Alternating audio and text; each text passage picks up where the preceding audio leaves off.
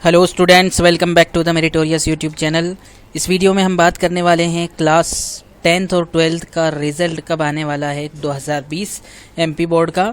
इसकी कुछ possible dates बताऊंगा मैं, और उसके अलावा जो है मेरिट लिस्ट किस बेसिस पर बनने वाली क्लास 10th की, खास तौर से क्योंकि 2 पेपर या 1 पेपर जिसका छूट गया है लॉकडाउन की वजह से, वो तो दोबारा होने वाला नहीं है। और पास फेल या सप्लीमेंट्री कितने सब्जेक्ट में आ सकती है और किस तरीके से पास घोषित किया जाएगा। उससे पहले अगर आप नए हैं इस चैनल पे तो इस चैनल के बारे में बता देता हूँ। Most refined MP board English medium का चैनल है ये। अगर आपने कंटेंट चेक नहीं किए हैं तो जाकर चेक कर सकते हैं, लिंक मैं डिस्क्रिप्शन में दे दूंगा यहाँ पर। ये जो है ऑलरेडी फिज़िक्स के जो है 12th क्लास के हमने फिज़िक्स स्टार्ट कर दिया है। यहाँ पर बहुत सारी वीडियोस 10th क्लास की अवेलेबल है, जाकर चेक कर सकते हैं आप। पहले 3 चैप्टर मैथमेटिक्स क्लास 11th के वो भी कंप्लीट कर दिए, आप जाकर चेक कर सकते हैं। और इम्पोर्टेंट क्वेश्चन हम हर एग्ज़ाम के टाइम पे अवेलेबल आपको कराते हैं। तो इंग्लिश मीडियम एमपी बोर्ड के लिए मोस्ट रिफाइंड चैनल है, तो अभी तक अगर सब्सक्राइब नहीं किया तो प्लीज़ सब्सक्राइब कर लीजिए। चलिए हम बिना किसी देरी के स्टार्ट करते हैं। देखिए, क्लास 10 की अगर हम बात करें तो जो बचे हुए एग्ज़ाम है वो तो कैंसिल कर दिए गए थे 16 मई 2020 के टाइम पे। और वो जो बचे हुए पेपर है, जो भी आपके, किसी का इंग्लिश का बचा हुआ है, किसी का हिंदी का, किसी के 2 पेपर कुछ बचे हुए हैं जनरल और जो है स्पेशल वालों के, तो उसमें सिर्फ पास लिखा जाएगा, मार्क्स नहीं दिए जाएंगे। तो बहुत से बच्चों के लिए बहुत बड़ी खुशखबरी है यहाँ पर कि उस सब्जेक्ट में अगर बहुत अच्छी तैयारी नहीं थी या कोई कमज़ोर है बच्चा, तो वो पास हो जाएगा, पास घोषित किया जाएगा। ये चीज़ आपके लिए एक बहुत बड़ी राहत की चीज़ है क्लास 10th के लिए। उसके अलावा हम बात करते हैं रिज़ल्ट और मेरिट लिस्ट का क्या होने वाला है।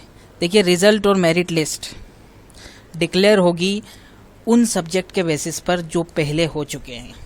अब ये चीज़ बहुत से बच्चों के लिए खुशखबरी वाली है, बहुत से बच्चों के लिए जो है शॉकिंग न्यूज़ है, क्योंकि मेरिट लिस्ट अगर किसी बच्चे का वो सब्जेक्ट जो कि अभी छूट गया था लॉकडाउन की वजह से, वो सब्जेक्ट अगर स्ट्रॉन्ग है तो वो मेरिट में आने से छूट जाएगा।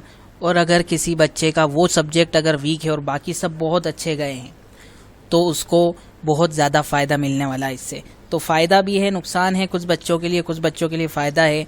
और ज़्यादातर बच्चों की अगर हम बात करें तो वो तो खुश हुए हैं, क्योंकि हम 2 पेपर जो है कम देने पड़ेंगे और उनमें पास घोषित किया जाएगा। लेकिन ज़्यादा खुश होने की ज़रूरत नहीं है सब बच्चों को।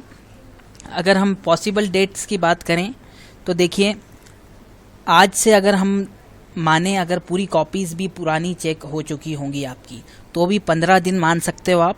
और अगर कॉपीज़ चेक नहीं हुई होगी तो 15 से 30 दिन आप मान सकते हैं आज की डेट से आपके रिज़ल्ट में।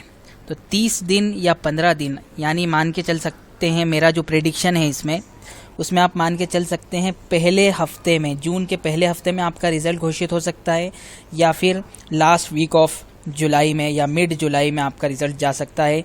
फिर मैं कह रहा हूँ, अभी कोई ऑफिशियल अनाउंसमेंट नहीं है, ये सिर्फ मेरा प्रेडिक्शन है, तो ये इसको प्रेडिक्शन लेके चलें, या आगे पीछे हो सकता है। बट ये मान के चल सकते हैं अभी से 15 से 30 दिन आपको लग सकते हैं, लगभग आधे महीने से 1 महीना आपको लग सकता है आपके रिज़ल्ट को आने में। चलिए आगे चलते हैं। अब पास कौन होगा, फेल कौन होगा, सप्लीमेंट्री कितने सब्जेक्ट में दी जाएगी, वो सारी पॉसिबिलिटी की हम बात कर लेते हैं। देखिए, पास, फेल और सप्लीमेंट्री अगर 6 सब्जेक्ट हुआ करते थे तो 6 में से क्लास 10th को 2 में सप्लीमेंट्री दी जाती थी। 2 सब्जेक्ट में अगर बच्चा फेल है तो उसको सप्लीमेंट्री घोषित किया जाता था और वो 2 सब्जेक्ट दोबारा दे सकता था। बट अभी 4 या 5 सब्जेक्ट हैं आपके, तो इसमें ये समझ लीजिए अपन मान सकते हैं कि 1 सब्जेक्ट में आपको सप्लीमेंट्री दी जाएगी, और अगर 1 से ज़्यादा में अगर आप फेल हैं तो आपको फेल घोषित किया जाएगा। ये मान लीजिए अगर आपका एक पेपर बहुत ज़्यादा बिगड़ गया है तो आपको एक चांस मिल सकता है, बट अगर 1 से ज़्यादा बिगड़ा है तो आपको प्रॉब्लम हो सकती है। अगर 6 सब्जेक्ट होते तो अगर 2 में सप्लीमेंट्री आती तो उसमें आपको दोबारा चांस मिल जाता। ऑब्वियस बात है, पिछले साल तक बेस्ट 5 रूल था, लेकिन इस बार बेस्ट 5 रूल तो होने वाला नहीं है कि किसी भी 5 सब्जेक्ट में पास होना, क्योंकि आपके सिर्फ 4 या 5 सब्जेक्ट ही हुए हैं, उन्हीं के बेसिस पर रिज़ल्ट बनने वाला है। अब हम बात कर लेते हैं क्लास 12th की। कि जो रिमेनिंग एग्जामिनेशन है उनके घोषित कर दिए गए हैं। न्यूज़ आ गई है, कल मैंने बता दिया था 8 से 16 जून के बीच में उनके बचे हुए एग्ज़ाम हो जाएंगे।